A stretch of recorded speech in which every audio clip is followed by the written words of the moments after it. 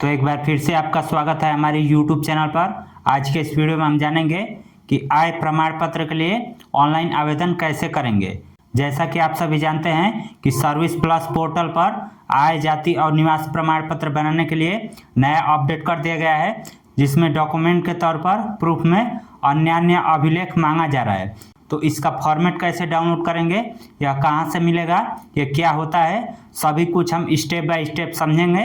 तो चलिए वीडियो को स्टार्ट करते हैं। तो देखिए, आय प्रमाण पत्र बनाने के लिए सबसे पहले आपको गूगल में आना है और यहाँ पर सर्च करना है सर्विस प्लस बिहार। उसके बाद पहले नंबर पर जो वेबसाइट आएगा इस पर आपको क्लिक करना है। अब क्लिक करते ही इस प्रकार का वेबसाइट खुल जाएगा, जहाँ पर आपको ऊपर ही ऑनलाइन आवेदन करके लिंक मिलेगा, तो इस पर क्लिक करना है। फिर उसके बाद लोक सेवाएं, उसके बाद सामान्य प्रशासन विभाग और फिर तीसरे नंबर पर आय प्रमाण पत्र का निर्गमन।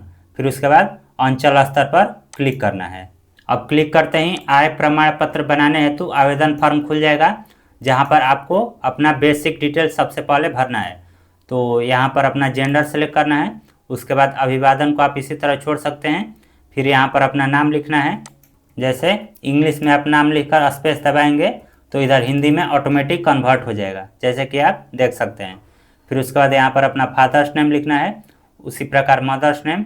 फिर हस्बैंड नेम, इसको खाली छोड़ सकते हैं। वहीं यदि आप लेडीज कैंडिडेट के लिए ऑनलाइन कर रहे हैं तो यहाँ पर हस्बैंड नेम डाल सकते हैं। फिर उसके बाद आवेदक का मोबाइल नंबर, तो मोबाइल नंबर आपको सबसे अंतिम में डालना है, क्योंकि मोबाइल नंबर आप जैसे ही डालेंगे तो आपके नंबर पर OTP कोड जाएगा। फिर उसके बाद यह पेज फ्रीज हो जाएगा। तो जब फ्रीज हो जाएगा तो इस तरह ऊपर नीचे स्क्रॉल नहीं होगा, इसलिए आपको मोबाइल नंबर सबसे अंतिम में डालना है, ठीक है। फिर उसके बाद यहाँ पर आवेदक का ईमेल आईडी, तो अपना ईमेल आईडी आप चाहें तो डाल सकते हैं, नहीं तो इसको छोड़ भी सकते हैं, या कोई ज़रूरी नहीं है। उसके बाद अब एड्रेस, तो एड्रेस में सबसे पहले आपको अपना स्टेट सेलेक्ट करना है। स्टेट के बाद अपना डिस्ट्रिक्ट सेलेक्ट कर लेना है। डिस्ट्रिक्ट के बाद सब डिस्ट्रिक्ट यानी कि अपना अनुमंडल सेलेक्ट करना है। फिर उसके बाद अपना ब्लॉक सेलेक्ट करना है। अब ब्लॉक सेलेक्ट करने के बाद स्थानीय निकाय का प्रकार यानी कि लोकेलिटी सेलेक्ट करना है। तो आप ग्राम पंचायत से हैं या नगर निगम से हैं या नगर परिषद से हैं या फिर नगर पंचायत से हैं, अपने अनुसार यहाँ पर सेलेक्ट कर लीजिए। जैसे हम नगर पंचायत से हैं तो यहाँ पर नगर पंचायत सेलेक्ट करेंगे। फिर यहाँ पर अपना वार्ड नंबर डालेंगे। फिर नगर पंचायत सेलेक्ट करेंगे तो नगर पंचायत का लिस्ट आ जाएगा। फिर अपना नगर पंचायत हम सेलेक्ट कर लेंगे। उसके बाद ग्राम यानी कि अपने गांव का नाम यहाँ पर डालना है। इंग्लिश में लिखकर स्पेस दबाएंगे तो यहीं पर हिंदी में कन्वर्ट हो जाएगा। जैसे हम यहाँ पर मोहनपुर इंग्लिश में लिखकर स्पेस दबा रहे हैं तो इधर हिंदी में ऑटोमेटिक कन्वर्ट हो जा रहा है।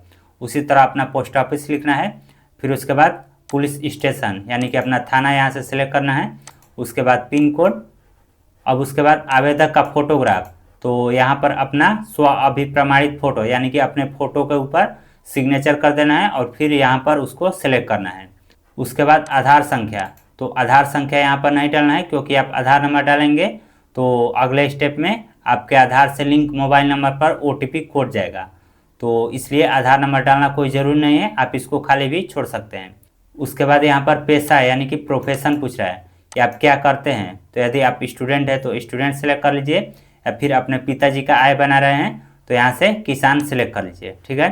फिर उसके बाद आवेदन का उद्देश्य पूछ रहा है, तो आवेदन के उद्देश्य में आप इस तरह से चाहे तो लिख भी सकते हैं, जैसे बच्चों के पढ़ाई में ज़रूरत है।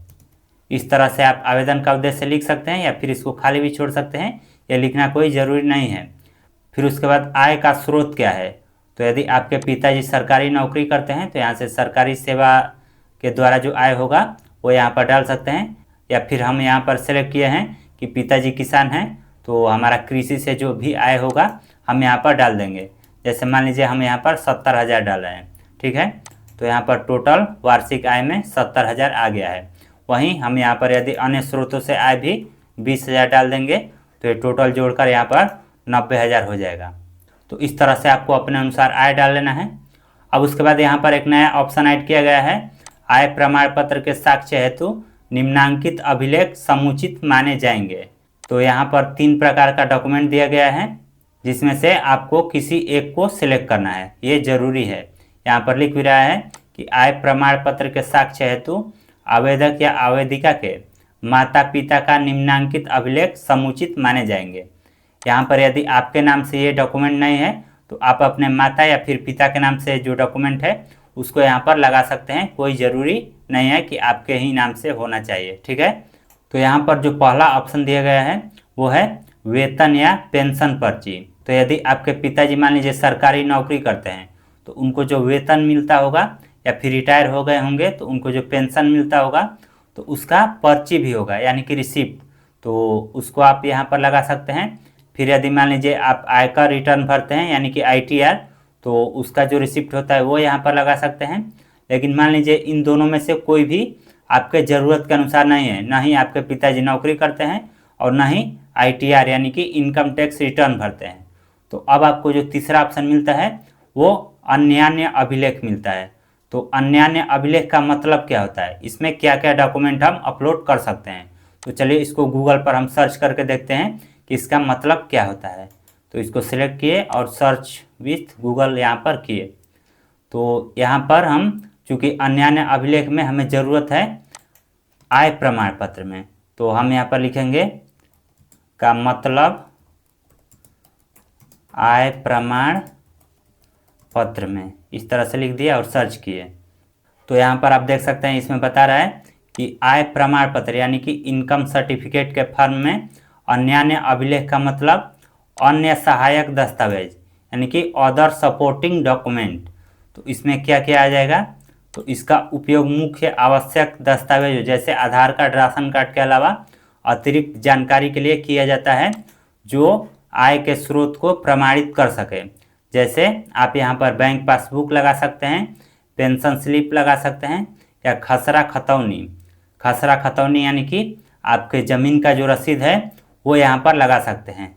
तो यदि आपके पिताजी यहाँ पर ये दोनों भरने में सक्षम नहीं हैं, ना ही आपके पिताजी नौकरी करते हैं और ना ही ITR भरते हैं, तो आपको जो ऑप्शन सेलेक्ट करना है वो अन्यान्य अभिलेख सेलेक्ट करना है और इसमें जो अपलोड करना है वो या तो ज़मीन का रसीद अपलोड करना है या फिर पिताजी का बैंक पासबुक जो प्रिंट होता है उसको प्रिंट कराकर यहाँ पर उसको अपलोड करना है, जिससे कि प्रमाणित हो सके कि आपके पिताजी के पास संपत्ति है।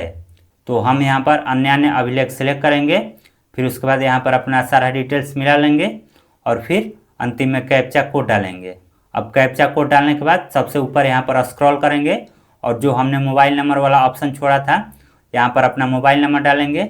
जैसे हमने मोबाइल नंबर डाल लिया है, अब हम यहाँ पर नीचे स्क्रॉल करेंगे, कहीं भी क्लिक नहीं करना है, डायरेक्ट नीचे स्क्रॉल करना है।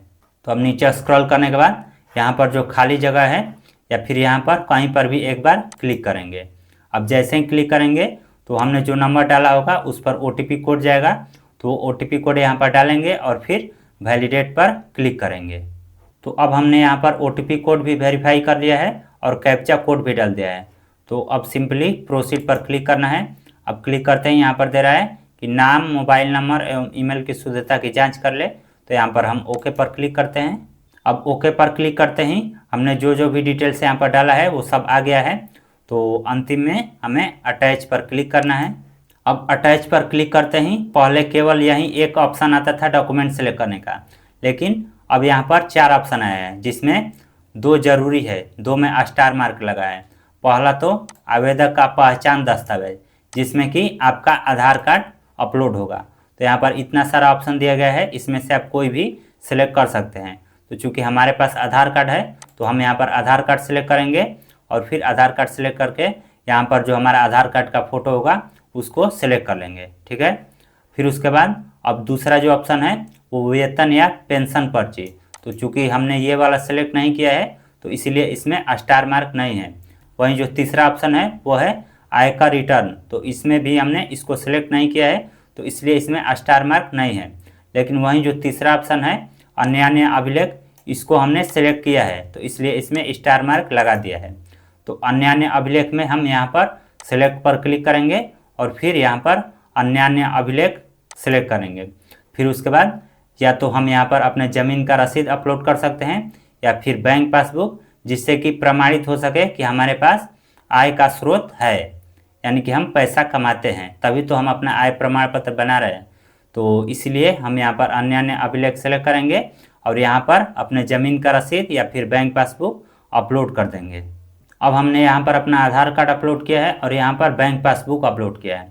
उसके बाद सेव पर क्लिक करते हैं। अब सेव पर क्लिक करते ही यहाँ पर दोनों डॉक्यूमेंट का लिंक आ गया है। पहला जो है वो आधार कार्ड है, तो इस पर क्लिक करेंगे तो आपने जो आधार कार्ड अपलोड किया होगा उसका फ़ोटो आ जाएगा।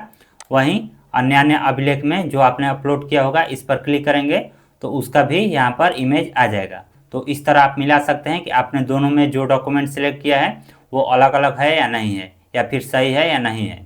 तो चूँकि हमारा सभी डॉक्यूमेंट सही है तो हम अंतिम में यहाँ पर सबमिट पर क्लिक करते हैं। अब सबमिट पर क्लिक करते ही इस प्रकार से रिसीविंग आ गया है। हम यहाँ पर नीचे स्क्रॉल करते हैं। अब नीचे स्क्रॉल करने के बाद अंतिम में एक्सपोर्ट टू PDF पर क्लिक करते हैं। अब क्लिक करते ही इस प्रकार से रिसीविंग आ गया है, जहाँ पर ऑनलाइन आवेदन की तिथि यहाँ पर आप देख सकते हैं 6 मार्च 2026 दिखा रहा है। यहाँ पर आवेदन संख्या है, फिर उसके बाद यहाँ पर सारा डिटेल्स है और फिर उसके बाद सेवा प्रदान करने की तिथि 18/3/2026 दिखा रहा है। तो इस तरह से आप अपना आय प्रमाण पत्र के लिए ऑनलाइन आवेदन कर सकते हैं। तो इस तरह आज के इस वीडियो में आपने जाना कि आय प्रमाण पत्र के लिए ऑनलाइन आवेदन कैसे करते हैं। तो यदि आपको इससे रिलेटेड कोई क्वेश्चन पूछना है तो कमेंट करके पूछ सकते हैं। वीडियो पसंद आई हो तो इसे शेयर भी ज़रूर करें और ऐसे ही और भी वीडियो देखने के लिए इस चैनल को सब्सक्राइब कीजिए।